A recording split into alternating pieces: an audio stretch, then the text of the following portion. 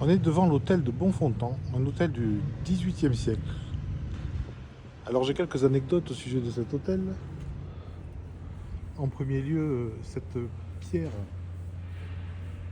posée à l'envers là, vous voyez le BON de Bonfontan. Je pense que l'ouvrier ne savait pas lire.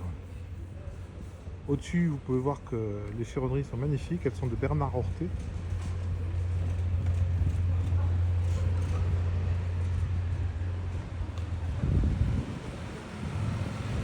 En fait, c'est un hôtel qui a été pensé pour être peint en blanc. C'est un des premiers hôtels de Toulouse à être peint en blanc, car en effet, dans le dernier tiers du XVIIIe siècle, la brique, qui était un matériau de construction prisé, apprécié, devient un matériau de construction délaissé, considéré comme pauvre.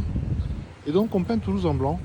Et ça va arriver dans les dernières décennies du XVIIIe siècle, mais ici on est vraiment au tout début de ce phénomène. Et l'hôtel a été pensé pour être peint en blanc.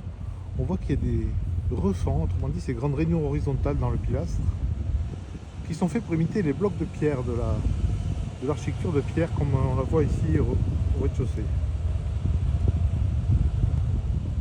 Et si on regarde dans le détail, on voit également que l'appareil, c'est-à-dire l'agencement des matériaux, l'appareil de briques est vraiment peu soigné, ce qui est tout à fait paradoxal pour un hôtel de cette qualité, mais qui est bien entendu normal si on considère que c'était fait pour être recouvert de blanc et la brique ne devait pas être visible.